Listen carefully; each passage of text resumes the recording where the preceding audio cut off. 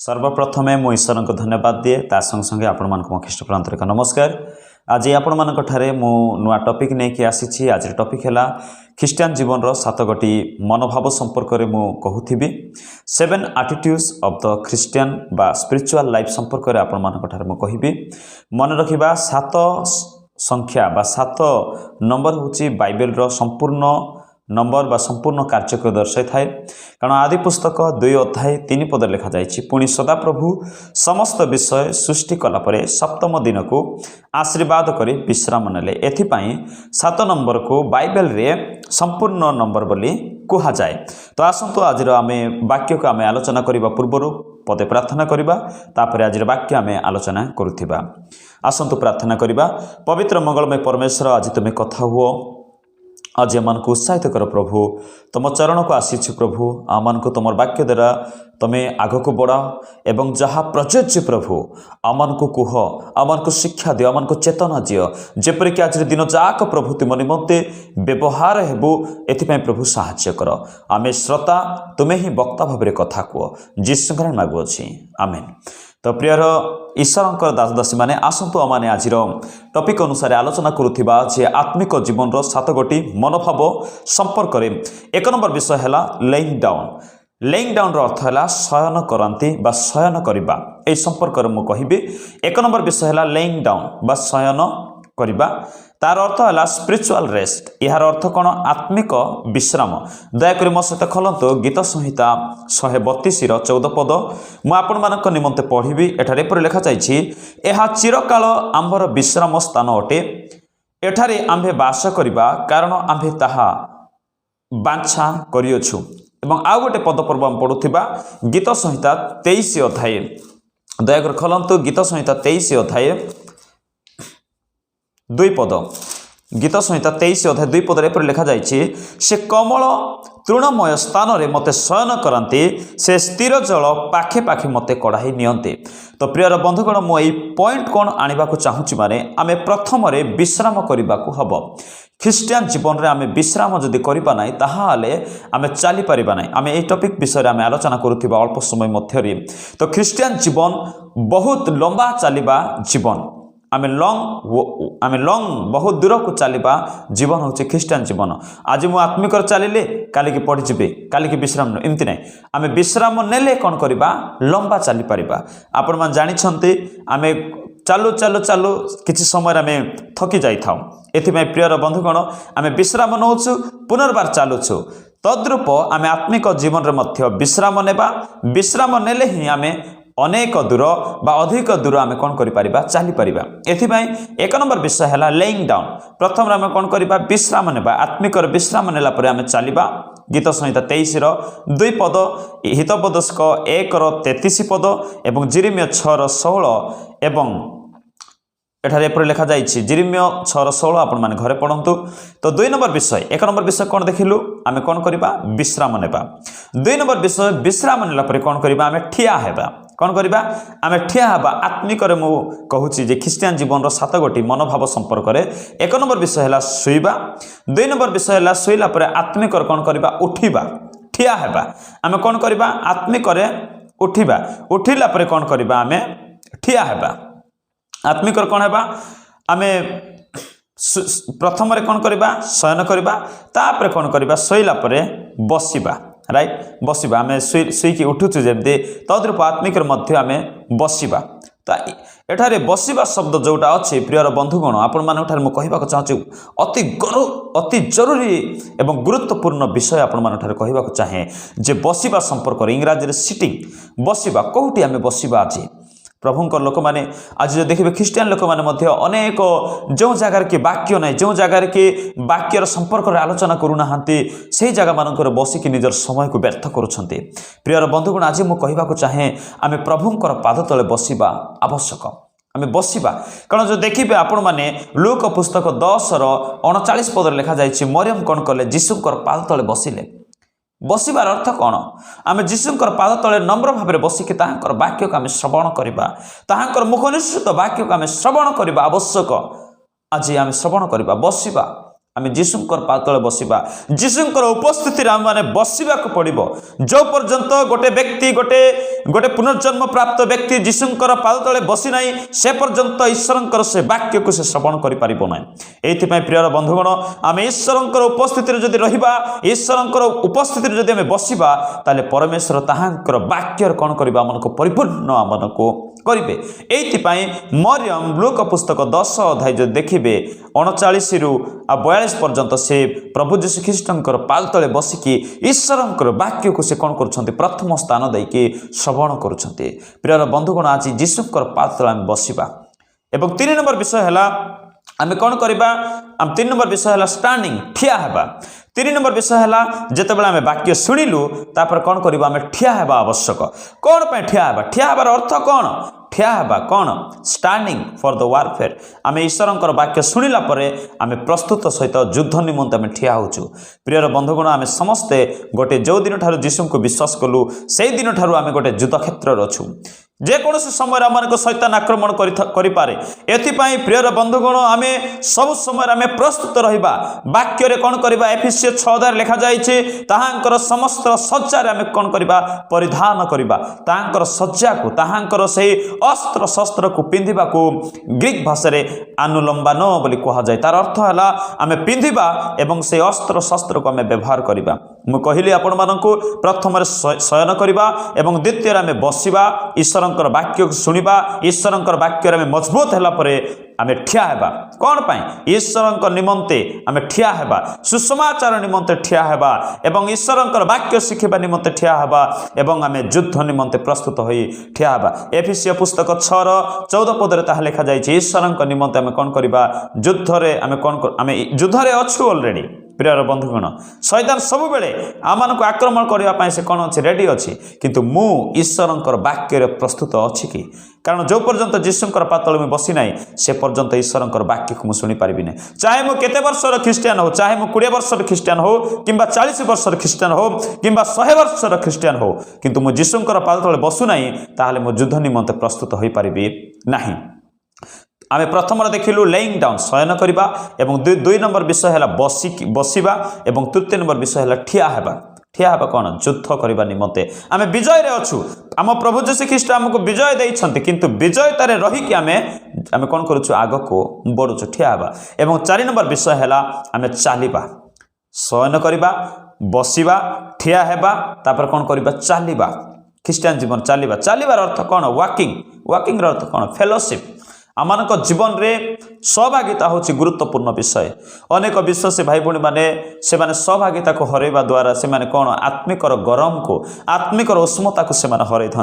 एथि प्रिय बंधुगण आम सहभागिता केबे आम तुच्छ करवा अनुचित आम सहभागित पारु पर्यंत सहभागित रहिबा कारण आम जानिछु गोटे उदाहरण जे पर्यंत आम अग्नि पाखर थिबा आम गरम थिबा अग्नि जदि आम टिके दूर को चलीगला आम ठंडा पड़ीजा वाक्य हूँ ईश्वरंकर वाक्य को अग्नि सहित तुलना कर वाक्य रूप अग्नि आम कौन पाखरे रहिबा सहभागितार आम कौन करवा रहिबा कारण प्रथम जहन 1:7 पद पढ़िबा प्रथम जहन 1:7 पदरे एपरि लिखा जाइए दयाकर खोलंतु प्रथम जहन 1:7 पद मु पढ़ी आपण मान निमंते किंतु से जेपरि ज्योतिर्निवासी आम्भे माने जदि सेहीपरि ज्योतिरे आचरण करू तेबे आम्भ मानकर परस्पर सहभागिता अछि पुणी ताहांकर पुत्र जीशुंक रक्त समस्त पापरु आममानक परिष्कार करे। एठारे ईश्वरंकर वाक्य लिखा जाइछि कोन आमे सहभागिता करिबा देखो तो प्रथम जन 1:3 पद लिखा जाइए जहाँ आमे माने देखिअछु शुणिअछु ताहा तुम मानक मध्य जणाउछु जेपरि तुम्भ मानकर मध्य आम मानक सहित सहभागिता होई पारे आ आम्भ मानकर सहभागिता पिता व ताहांकर पुत्र जीशु ख्रीष्टंक सहित अछि। मु जदि ख्रीष्टियान बोली कहूछि मु जीशु को जानिछि बोली कहूछि मु जदि जीशुंक सहित मु सहभागिता करूना बाइबल सहित मु सहभागिता करूना आत्मिक विश्वासी भाई भौणी मान मुझे सहभागिता करूना ताहले मु आत्मिक कौन है दुर्बल पड़ीजी तापर कौन है मु धीरे धीरे ठंडा होपर कौन है मो जीवन ख्रीष्टियान जीवन बहुत कष्ट बोलिकी कौन कर गोटे भावना आसे। एथि प्रिय बंधुगण आम सहभागित रहिबा सहभागिता आम को कौन करे उत्तेजना करे आग को बढ़िया तो से आम सहभागिता तार अर्थ है वाकिंग आम चलवा सहभागिता आम जीवा एवं पंचम नंबर विषय है रनिंग आम चलला पर कौन करवा दौड़ा आम कौन करवा चलला पर कौन करवा दौड़ा रनिंग फॉर प्रोग्रेस पंचम नंबर विषय है रनिंग फॉर प्रोग्रेस अर्थ है वृद्धि निमंते दौड़ा आग को बढ़िबा आउ टिके ख्रीस्टियन जीवन रे वृद्धि साधन आम कौन करवा दौड़ा जदि आप देखिए एव्री पुस्तक 12 एक पदर ताहा लिखा जाइए एव्री पुस्तक 12 एक पद दयाकर खोलतु एव्री पुस्तक 12 एक पदर एपरि लिखा जाइए अतएव एड़े बृहत मेघतुल्य साक्षी मानक द्वारा बेष्टित हेबारु आस आमे माने प्रत्येक भार ओ सहजरे बेष्टनकारी पाप परित्याग करी विश्वासर नेता ओ सिद्धिदाता जीशुंक लक्ष्य करी धैर्य सकारे आंभ मानकर गंतव्य पथरे धावमान हेउ ईश्वरंकर शास्त्र लिखा जाइए गंतव्य पथ आम मानकर लक्ष्य स्थल को आम कौन करवा नजर करी लक्ष्य करी आम कौन करवा दौड़ा एव्री 12 एक पदरता लिखा जाइए आम ख्रीस्टियन जीवन दौड़ा आवश्यक ख्रीस्टियन जीवन दौड़ा आवश्यक एवं षष्ठ नंबर विषय है लिपिंग फॉर एस्ट्रेसी अर्थ है आम कौन करवा डेइबा बा कुदा मारिबा आनंद रे आम कुदा मारिबा प्रेरित 3:8 जेहेतु समय अभाव हेतु मुझे पढ़ा चाहे ना आपण मैंने घरे पढ़ंतु प्रेरित 3:8 पद लिखा जाए जड़े व्यक्ति कौन कले सुस्थ है आनंद करी कुदा मारी आनंद रे कुदा मारुछन्ते डेउछन्ते नाचुछन्ते आज मध्य माने पाप रूपक से जंजीर ठारू पाप रूपक दासत्व बंधन माने मुक्ति पाइछु प्रभु जीशु ख्रीस्ट आमको मुक्ति प्रदान करछन्ते ताहांक रक्त द्वारा प्रियर बंधुगण जीशुंक ठारू मु मुक्ति पाइला परे मोर पाप रूपक कैंसर ठारू मो सुस्थता पाइला परे मते आनंद करी नाचिबा आवश्यक कुदा मारिबा आवश्यक एटा लिखा जाइछि कुदा मारिबा लिपिंग कुदिबा बा डेइबा प्रथम आम देखिलु कौन करबा शयन करबा आत्मिक विश्राम नेबा 2 नंबर विषय है विश्राम कला परे आम बसिबा 3 नंबर विषय है बसिला पर कौन करबा ठिया है पर कौन करबा चलिला पर दौड़ा दौड़ला पर आम डेइबा आवश्यक दौड़ा आवश्यक एवं सप्तम नंबर विषय है शेष विषय आज डिवोशन शेष विषय है पर्वत आरोहण करबा mounting of for exaltation mounting of earth है माउंटिंग ऑफ तार अर्थ कौन पर्वत आरोहण करबा तार अर्थ कौन मुझे कहना चाहूँगी माने आमे आग को बढ़ा निमंते किसी पर्वत रूपक किसी बाधा विघ्न ख्रीस्टान जीवन में आसी थाए ताकू आमे पार करबा से पर्वत रूपक समस्या को आमे अतिक्रम करबा आवश्यक एटा होछि आमानकर मनोभाव प्रेरित पुस्तक 3 क्षमा करंतु जिसाय पुस्तक 40:31 आमे पढ़िबा जिसाय पुस्तक 40 अध्याय जिसाय पुस्तक 40:31 पद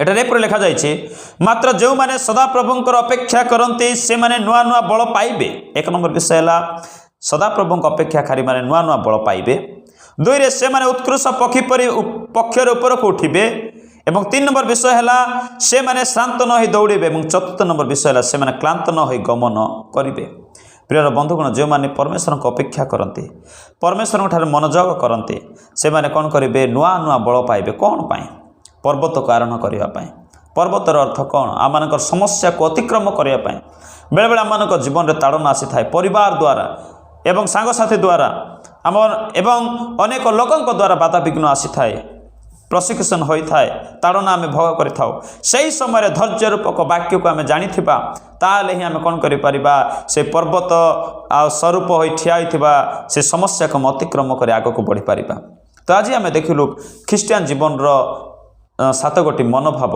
7 attitudes of the spiritual life eighty आम देखिलु प्रथम विषय है विश्राम तापर बसिबा तापर ठिया हेबा तापर चलिबा दौड़िबा डेइबा तापर कौन करबा आरोहण करबा तो प्रियर बंधुगण मु कौन कहपे चाहूँगी माने ख्रीस्टान जीवन रो मनोभाव यह हूँ गुरुत्वपूर्ण विषय जे मु शयन कला परे मु बसिली कि ख्रीष्टंकर वाक्य मु श्रवण करने बसिली कि तांको पाद तले आज राइट तापरे आमे देखिलु जे मु ठिया हेली कि ख्रीष्टंक पई मु ठिया हेली कि जो वाक्य मु शुणिली जो वाक्य मु बुझिली जो वाक्य मते ठिया कला से वाक्य रे मु कोन ठिया हेली कि सुसमाचार पई मु ठिया हेली कि प्रभु जीशु ख्रीष्टंक पई मु साक्षी हेबा पई ठिया हेली कि आज मु ईश्वर निमंते साक्ष्य प्रदान करापाई मु आज ठिया हेली कि मत प्रश्न करवा आवश्यक तापर चलवा मु सहभागिता कली कि मो ईश्वर सहित आज मु बाइबल सहित सहभागिता कली कि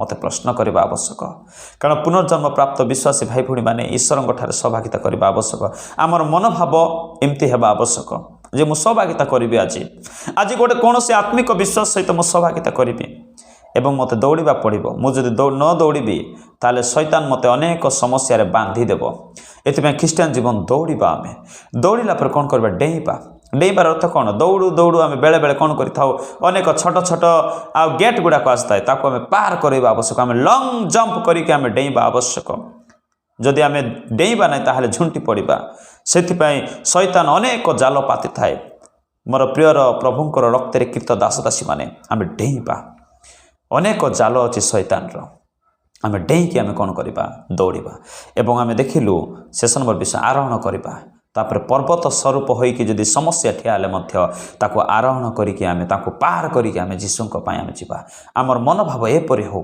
आम ईश्वरक लोक माने आम मानकर मनोभाव एपरि हो आम मैंने प्रभु जीशु ख्रीष्टर प्रियर लोक मैंने ये आसतु आम मैंने आम ख्रीष्टान जीवन रो मनोभाव ये 7 गोटी मनोभाव को प्रतिदिन आम जीवन में लागू करवा एवं आग को बढ़ी ईश्वर महिमा निमंते व्यवहार करवा तो ये अल्प शिक्षा परमेश्वर आम समस्त को आशीर्वाद करंतु एवं बुझिबा निमंते ऊर्ध्वर ज्ञान प्रदान करंतु समस्त को नमस्कार आमेन।